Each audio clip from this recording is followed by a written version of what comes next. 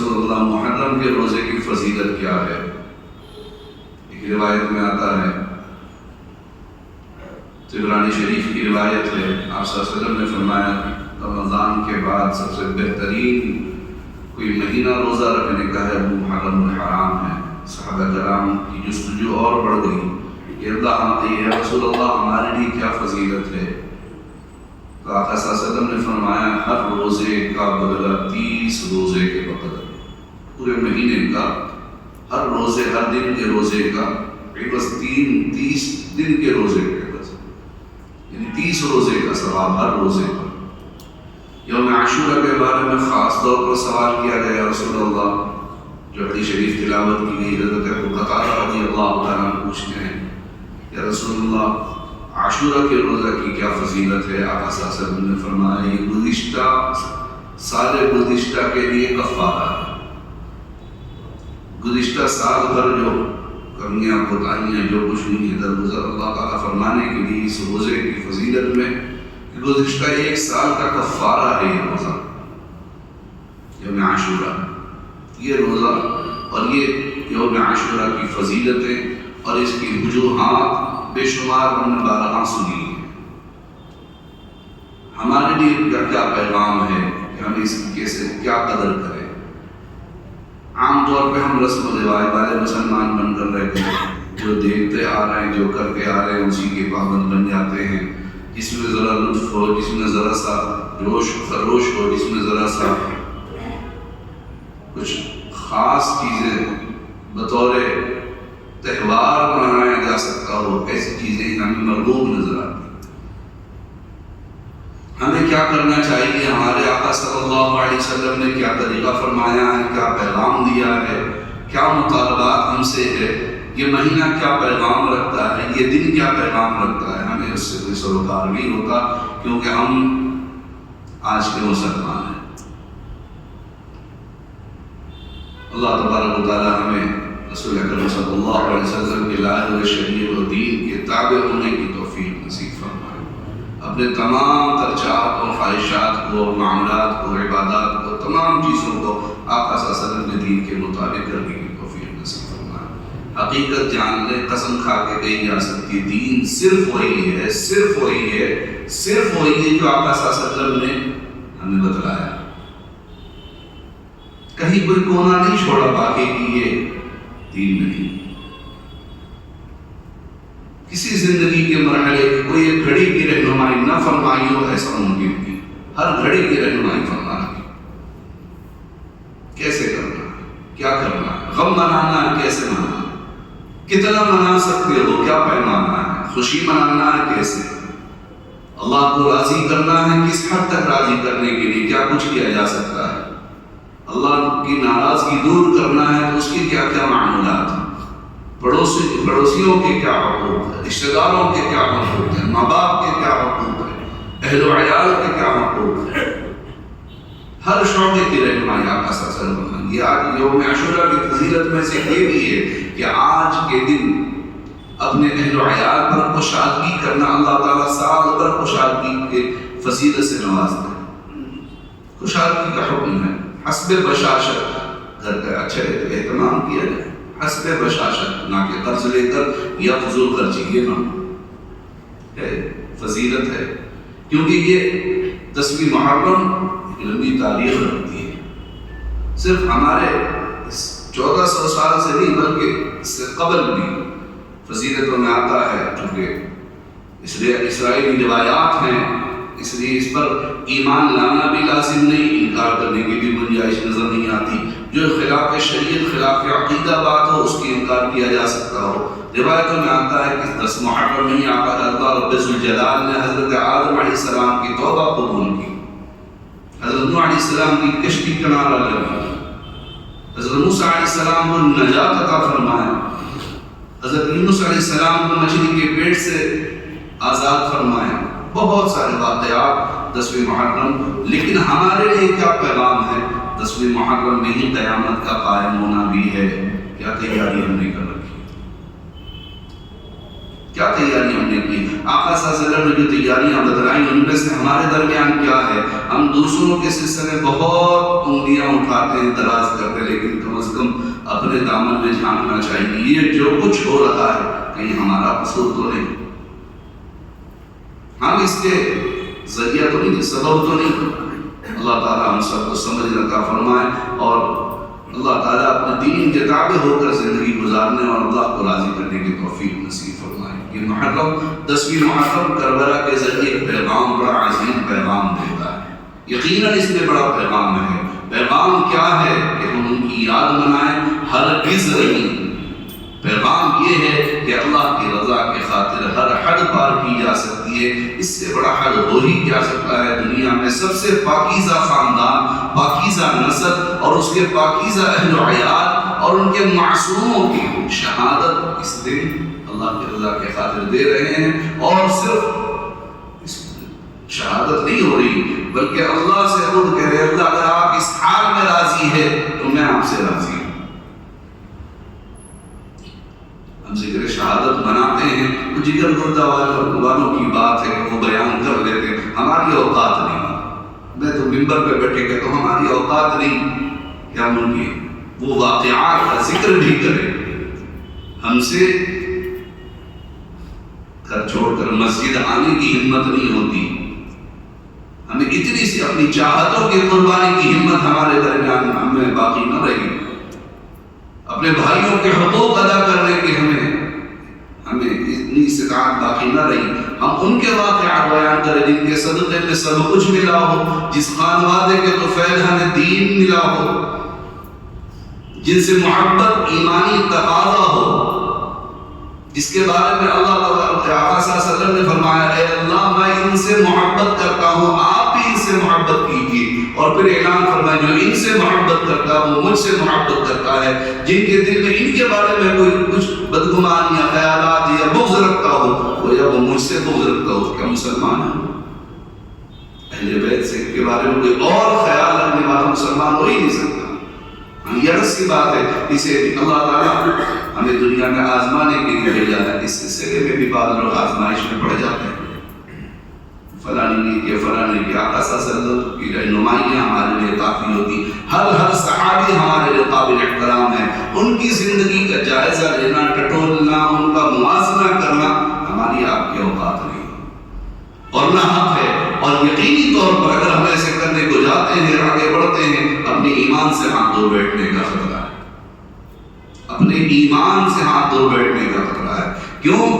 اکثر خطیب جمعہ یہ بیان کے لیے خطبہ میں پڑھا کرتا اللہ اللہ فی اصحابی، آقا صلی اللہ علیہ وسلم کے فرمان کہ میرے صحابہ کے بارے میں اللہ سے ڈرتے رہنا۔ اور صحابہ کون ہیں؟ جنہوں نے ایمان کی حالت میں اپنے چہرے کے آنکھوں سے آقا صلی اللہ علیہ وسلم کا دیدار کیا ہو۔ ان میں تمام صحابی موجود ہیں، ایک گھڑی کے لیے صحابہ ہو یا اہل بیت کے صحابہ ہو یا ہر وقت کے جانشین یادگار ہو یا خلفائے راشدین ہو، عشرہ مبشرہ ہو، اہل بیت ہو، ہر کوئی شامل ہے۔ کسی ایک کے بارے میں ان میں آپس میں جنگیں ہوئی، لیکن آج اوقات ہماری جنہیں اپنی چاہتوں کو چھوڑنا اس کی ہمت و جرت نہیں ہے، وہ ان کے بارے میں فیصلہ کرنے بیٹھے، ان کے بارے میں جائزہ کا تحقیق کرنے بیٹھے کہ وہ کون حق پر تھے کون نہ حق پر تھے۔ تم حق پر ہو یہ تو پہلے دیکھو بھائی،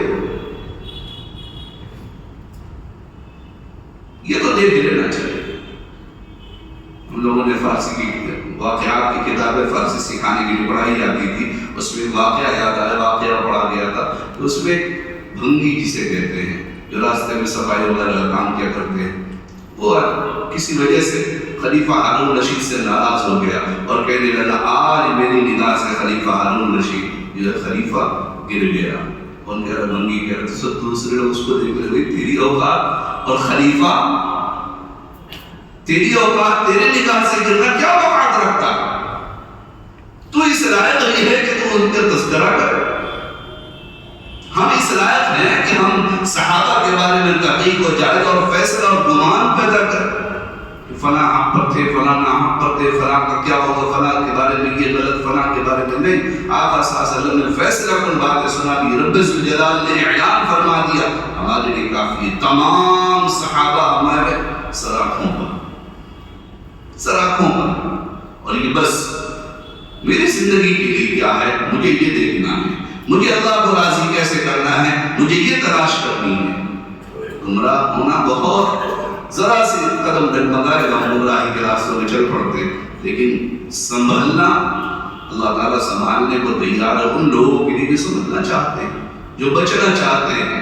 احتیاط والے ہی بچ کر نکلتے ہیں، ورنہ دائیں بائیں جائزہ لینے تحقیق کرنے میں زندگی گزار کر چلے جاتے ہیں، نہ کچھ کر پائیں، نہ بجائے اس کے کہ کچھ اعمال اللہ کو راضی کے کرنا ہوتا، اپنے کیے ہوئے اعمال کو برباد کر کے جا چکے ہوتے ہیں.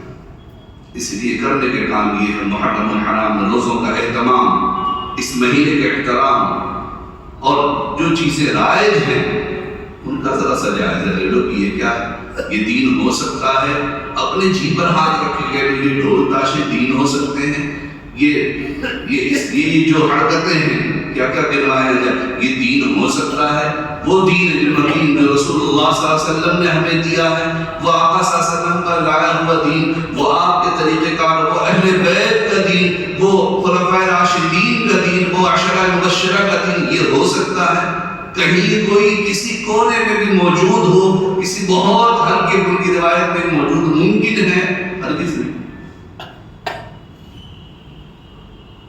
شور شرابہ ہنگامہ کوئی، ہمارا دین بڑا خوبصورت ہے، اور ایسا خوبصورت ہے اللہ جسے توفیق دے رہے ہیں. آج اس کی خوبصورتی کو دیکھ کر لوگ زندگیاں بدل رہے ہیں، کروڑوں ٹھکرا کر، دنیا کے مسلک کو ٹھکرا کر اس دین میں شامل و داخل ہو رہے ہیں، اور اس کے اعزاز سے اپنے آپ کو مستفیض کر رہے ہیں، سرفراز ہو رہے ہیں. جنہیں ہم جیسوں کو باپ خاندانی وراثت میں دین ملا ہے، ہم آئے دن گرتے چلے جا رہے، اپنے دین سے بھٹکتے چلے جا رہے، دین کو پسے پشت ڈال رکھا ہے، اور قصور دوسروں کو بڑا آسانی سے ٹھہرا دیتے ہیں. فلاں طبقے کا قصور ہے، فلاں تنظیم کا قصور ہے، فلاں مسلک والے کا قصور ہے، فلاں مولویوں کا قصور ہے، فلاں اس کا قصور ہے. سب کا قصور ہے. اگر آپ اپنے آپ کو قصوروار نہیں مانتے تو سب کا قصور ہے. اور اپنا جائزہ لے لیں گے جس دن سے آپ تو پھر سب کے قصور سے آپ سب کو کچھ خود سے کہہ کر سمجھنا شروع کرتے ہیں، خود. اس لیے ہمارے قریب کے بزرگ حضرت مولانا علی رحمۃ اللہ علیہ نے بڑی پیاری اشعار فرما رکھا. انہوں نے اپنے من میں ڈوب کر پاجاز سراغ زندگی، کسی کا نہ بنتا ہو نہ بن، اپنا تو بن، اپنا تو بھلا کر لو بھائی، اپنے بارے میں تو اللہ کو راضی کرنے کی فکر کر لو. آخر کیا وجہ ہے آج ہماری آنے والی نسل دین سے دور اور بیزار نظر آتی ہے. ہم مسجد میں آ تو جاتے ہیں لیکن مسجد والے نہیں بن پاتے. ہمارے دل میں مسجد کا وہ احترام باقی نہیں رہتا. ہم مسجد سے نکلتے ہیں تو روحانی کیفیت فوراً گیٹ تک ہی ختم ہو جاتی ہے. ذرا سی کوئی بات ہو فوراً ایک دوسرے سے الجھنے کو تیار، آپس میں ہو جاتے ہیں، گریبان چاک کرنے کو تیار ہو جاتے ہیں. موقع آنے پر یہی اپنی آپ ہم نے پچھلے سال رمضان میں دیکھا کہ ذرا سی کوئی بات آئی، دونوں ہمارے مسجد کے مصلی ایسے ایک دوسرے کے گریبان پکڑنے کو تیار ہے. اللہ معاف کرو، رمضان مبارک کا مہینہ. وجہ کیا ہے؟ وجہ یہی ہے کہ بھائی ہم جس کام کے لیے آتے ہیں اس کے لیے تیار ہو کر نہیں آتے. اپنے آپ کو ظاہری پاکی تو کر لیتے ہیں، باطنی پاکی کا خیال و تصور بھی نہیں آتا. کپڑے صاف کر لیے، غسل کر لیے، خوشبو لگا لیے، سب، لیکن باطن گناہ کو لے کر جا رہے ہیں، اللہ سے ڈھلوانے جا رہے ہیں، ناپاک دل لے کر جا رہے ہیں، پاک ہونے جا رہے ہیں. کہاں سے جب یہ دل کی پاکیز کی نصیب ہوتی ہے پھر اللہ کی قربت اللہ کر کے رضا کے پروانے کا مستحق بندہ بنتا. وہ دل کے پاکیزگی کا وہ مرحلہ جو آقا صلی اللہ علیہ وسلم نے اپنے ذریعے اپنے صحابہ کو دیا اور اپنے صحابہ کرام نے ہم تک پہنچایا تھا، سلسلہ بسلسلہ. کربلا بھی اسی کا واقعہ. سب کچھ چھوڑنا ہو ٹھیک ہے، اللہ کے راہ میں شہادت اختیار کرنی اس کے لیے بھی راضی، اللہ کو راضی کرنے کے لیے سب کو شہید کروانا اس کے لیے بھی راضی ہے. اللہ کے لیے ہر حد بات کی جا سکتی ہے راضی. آج ذرا تصور کرو ہم ان کے نام لیوا جن کے نام لے کر ہم بہت کچھ مناتے ہیں، اپنے بچے کو بخار دیکھ کر ہم سے رہا نہیں جاتا، اور وہاں جن کی آنکھوں کے سامنے نونہال شہید ہو رہے ہیں، کیا کیفیت ہو ہے. ہم نے اوقات کہ ہم ان چیزوں کو تصور بھی کریں. اللہ تعالیٰ نے اس کی منظر کشی آج فلسطین میں کر کے دکھا دی، اس کے باوجود جو تک ہم میں نہیں رہے تھے، چند دنوں تک بہت نعرے بازی، بہت یہ احتجاجات، بہت بائیکاٹ یہ وہ سب کچھ، کون سا اسٹور آج ایسا باقی ہے کہ وہ پروڈکٹ سے آج آباد نہیں ہے؟ چند دنوں کے بس ہماری قربانی ہے، یہ قربانی ہوتی، یہ ہماری اوقات ہے، ہم منہ کا ذائقہ چھوڑنے کو تیار نہیں ہیں۔ سینکڑوں میں دو بھائی ایسے ملتے ہیں، جب سے میں نے سنا تھا آج تک میں نے ان چیزوں کو ہاتھ نہیں لگایا، سینکڑوں میں ایک آدھ ملتے ہیں، ہم ان کی معنی مدد نہیں کر سکتے، لیکن جو کرنا چاہیے وہ کیا ہم نے کیا، نتیجہ ہمارے سامنے ہے، نتیجہ ہمارے سامنے آج جب اپنی بستی اجڑ رہی ہے، جب اپنا سب کچھ لٹ رہا ہے، جب اپنی مسجدوں پر قانون پہ قانون نافذ کیے جا رہے ہیں، اب ہماری اوقات اتنی بھی نہیں رہی کہ ہم کھڑے ہو کر سینہ سپر ہو سکے، بول سکے کہ بھائی یہ کیسے کر رہے ہو، تمہاری ہمت کیسے ہو رہی، کیا کسی کی جاگیر ہے؟ ہمت نہیں ہے ہمیں، ہمت پہ بیٹھے کر اوقات نہیں رہی ہماری، اور وجہ یہ نہیں ہے کہ کوئی قائد نہیں ہے، وجہ یہ ہے کہ ہم نے اپنے آپ کو پسمردہ کر رکھا، حرام خوری سے، نفس پرستی سے، خواہشات پرستی سے، چاہت پرستی سے، دین پرستی ہم نے کہاں سیکھا؟ ذائقہ کے محتاج، منہ کے ذائقہ کے لیے کلومیٹر سفر کر کے چائے پینے جا رہے ہیں۔ نوجوانوں میں کبھی یہ بھی تھا کہ بھائی فلاں مسجد کی تلاوت سننے جاتے تھے، یہ بھی ہمارے قریب کے زمانے کے کچھ لوگ تھے، نوجوانوں میں یہ چاہت بھی تھی، فلاں اللہ والے کے در پہ جاتے ہیں، ان کے بیانات سن کر دل روشن ہو جاتا، فلاں اللہ والے کے پیچھے نماز پڑھنے جاتے ہیں تو سرور پیدا ہوتا، فلاں جگہ قرآن سن کر مزہ آ جاتا۔ آج بھی کچھ لوگ ہیں، میری آپ کی اللہ کے یہاں محتاج یہ نہیں ہے، اللہ ہمارے لیے دین میں اللہ ہمارا محتاج نہیں ہے۔ آج بھی اس زمانے میں بھی، اس فراوانی میں بھی بے شمار، ایک دو نہیں، بے شمار ایسے دینی ادارے موجود ہیں جن کے سر پہ چھت نہیں، جن کے پاس پڑھنے کو قرآن نہیں ہے، تختی میں لکھ کر حافظ قرآن بنتے ہیں، ایک بچہ سبق یاد کر لیتا، دوسرا اس سے لے کر تختی یاد کرتا، ان کے شکلوں کو دیکھ کر سمجھ میں آتا۔ ہمارے یہاں جو مسجد کے دروازے پر بیٹھنے والے وہ بہت اچھے کپڑے پہنے رہتے ہیں اور بن رہے وہ حافظ قرآن، عالم دین، قرآن کے عالم، قرآن کے تفسیر کے جاننے والے۔ اللہ ان سے خوش ہوگا، ان سے راضی ہوگا یا ہم جیسے خواہشات پرستوں سے؟ آئے دن کیا نظر، کیا خبریں مل رہی، فلاں جگہ یہ ہو گیا، وہ ہو گیا، ہم میں بے چینی کیوں نہیں ہوتی؟ کیونکہ بے جان لاش حرکت نہیں کرتی، رفتہ رفتہ مر رہے ہیں، ہماری روحانیت رفتہ رفتہ مر رہی ہے۔ ایک بار کی موت نہیں آئے گی، کیوں نہیں آئے گی؟ آقا صلی اللہ علیہ وسلم نے اللہ سے دعا کر رکھی تھی، رب ذوالجلال میری امت کو ایک بار کی ہلاک نہ کر دیجیے گا۔ یہ رفتہ رفتہ ہماری پکڑ ہو رہی ہے، یہ رفتہ رفتہ ہم سے دین چھینا جا رہا ہے، یہ دھیرے دھیرے ہم سے قرآن کی محبت ختم ہو رہی ہے، یہ دھیرے دھیرے ہم سے ایمان کی حیثیت چھینی جا رہی ہے، بے حیثیت ہو رہی ہے۔ سوالات بھی لوگ کرنے لگے ہیں، مفتی صاحب یہ ہو جائے، یہ کر لیں گے تو کیا حرج ہے، وہ کر سکتے تھے، اور یہ تمام تر سوالات بددینی کے ہیں۔ شاذ و نادر بندہ آتا ہے پوچھنے کے لیے کہ دین کے لیے کیا میں یہ چھوڑ سکتا ہوں، دین کے لیے، قرآن کے لیے، سنت کے لیے، ایمان کے لیے کیا یہ میں مجاہدہ کر سکتا ہوں، یہ میں قربانی دے سکتا ہوں؟ شاذ و نادر ہزار سوال میں ایک دو سوال ایسے ہوں گے، ورنہ اکثر سوالات ہوتے ہیں بددینی کے اختیار کرنے کے کوئی راستے۔ اللہ کے واسطے میرے بھائی بزرگوں، اللہ ہماری تعداد کا، ہمارے کسی چیز کا اللہ محتاج نہیں ہے۔ ہاں ہم ہر لمحہ اللہ کے محتاج ہیں، اللہ کے نظر کرم کے محتاج ہیں، اللہ کی ناراضگی کو دور کرنے کے محتاج ہیں۔ آج بھی ہم اللہ کو راضی کرنے کی کوشش کر لیں، اللہ پھر سے وہ دن دلائیں گے، پھر سے وہ کیفیت نظر آئے گی، پھر سے وہ اللہ کے یہاں قربت اور اللہ کے یہاں سے عطایات ہیں جو روحانیت سمجھ میں آتی تھی وہ نظر آئے۔ ضرورت اس بات کی کہ ہم پھر سے دوبارہ زندہ ہونے کی کوشش کریں۔ جو آج رمق باقی ہے، روحانی روح کی رمق باقی ہے، مرے نہیں ابھی، لیکن بہت دیر بھی نہیں کہ ہم سے چھین لی جائے اور اللہ کسی اور کو دے دے۔ اللہ کسی علاقائی طور پر محتاج نہیں ہوتا۔ دوسروں کا شکوہ کرنا چھوڑیں، اپنا جائزہ لینا شروع کر دیں، قصداً جان بوجھ کر حرام چیزوں سے بچیں، جان بوجھ کر حرام اختیار نہیں کریں. مجھے علم ہو جائے گا یہ کبیرہ گناہ میں نہیں کروں گا, مجھے علم ہو جائے گا یہ حرام یا مشکوک ہے میں اختیار نہیں کروں گا. اپنا تھوڑا سا نقصان ہو ٹھیک ہے, کوئی حرج نہیں, اللہ کے لیے یہ راضی. ہمیں جان کی بازی لگانے کی نوبت نہیں آتی.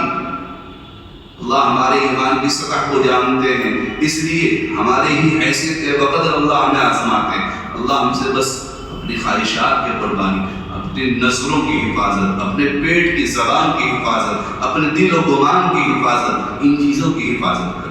ان چیزوں کی, اللہ کے ناراضگی والی چیزوں سے حفاظت کرے, بدنگاہی سے اور حرام کمائی کے استعمال سے اور ذائقہ کے نام پر مشکوک غذاؤں سے اور ناپاک ماحول سے, ان چیزوں سے اگر بچنے کا اہتمام کریں گے انشاءاللہ امید ہے اللہ قدردانوں کے لیے راستے ہموار کرتے ہیں, مزید توفیق نصیب فرماتے ہیں.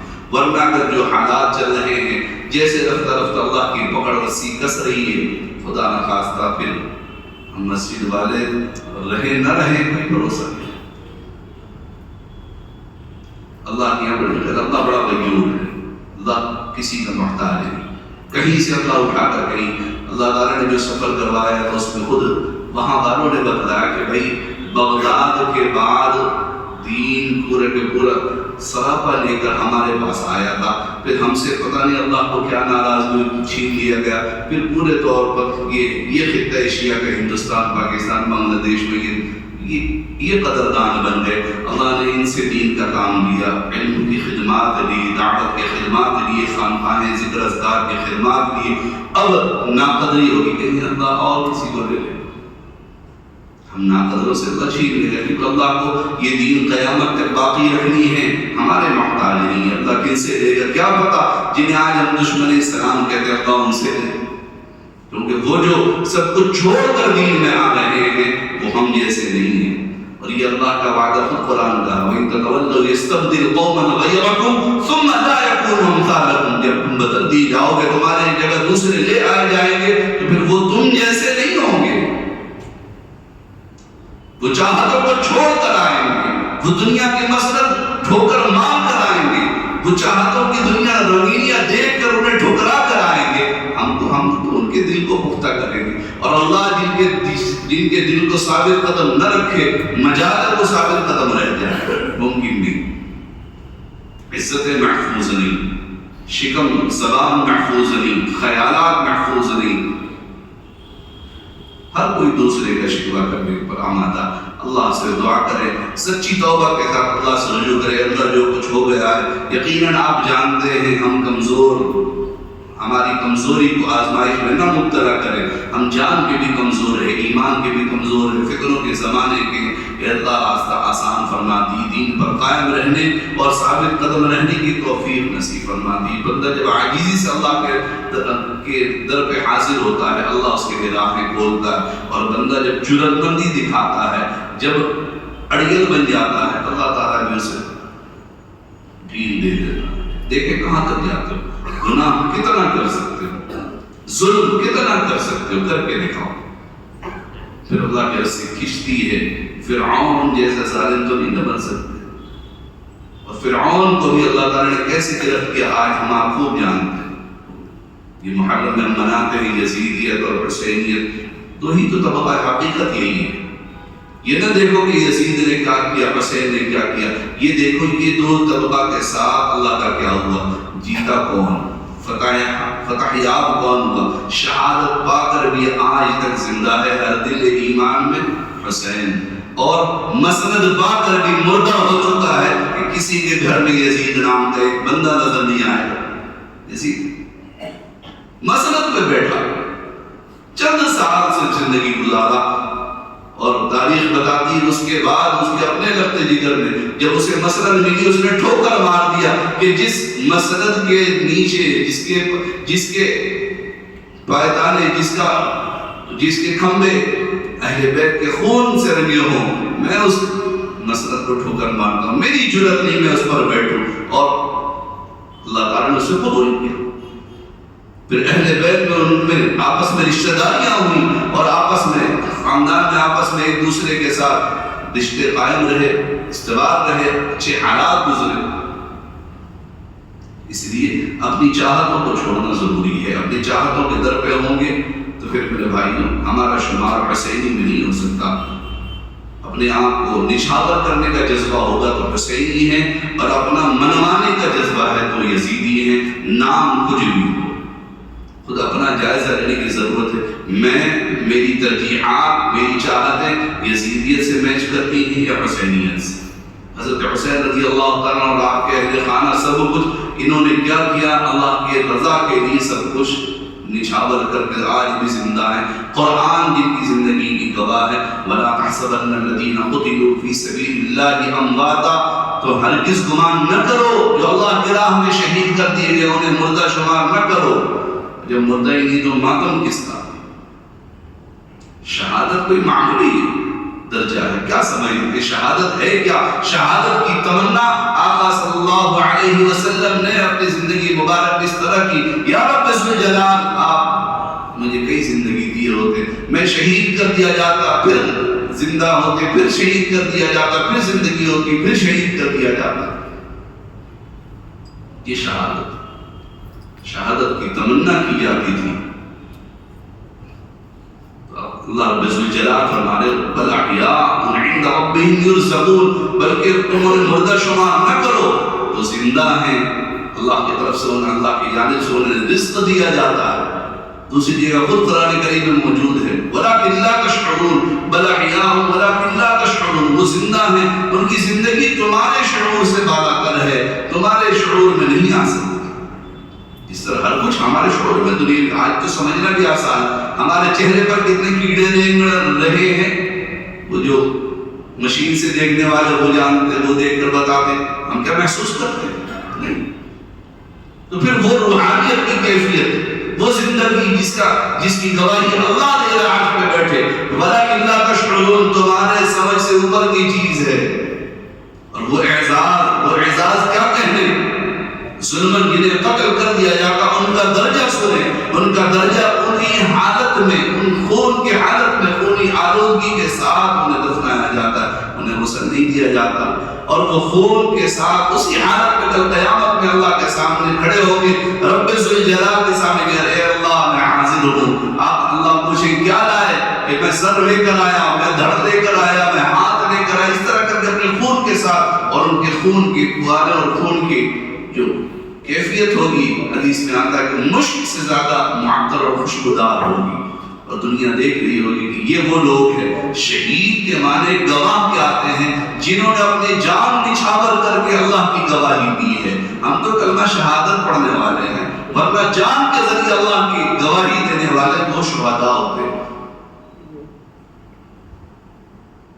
اور ایک حدیث میں آتا آقا صلی اللہ علیہ وسلم نے بڑی ہمارے لیے بڑی خطرناک، اس لیے آج بیٹھے اسی مجلس میں ہر ایک اپنے دل کو ٹٹولنا اس حدیث کے سننے کے بعد، اللہ کے واسطے دل کو ٹٹول لینا اور اس پر عمل کر لینا. جس نے پوری زندگی کبھی شہادت کی تمنا نہ کی، منافق مرا. جس نے پوری زندگی میں کبھی ایمان کی حالت میں شہادت کی تمنا نہ کی، اس کی موت نفاق پر آ گئی. ہمارے لیے تو موت مرنے کی بات ہی نہ کرو. جس طرح کل غیر کیا کرتے تھے، آج ہم میں موت کا خوف آ گیا. یہ بھی قرب قیامت کی علامت ہے، اللہ سے دوری کی علامت ہے.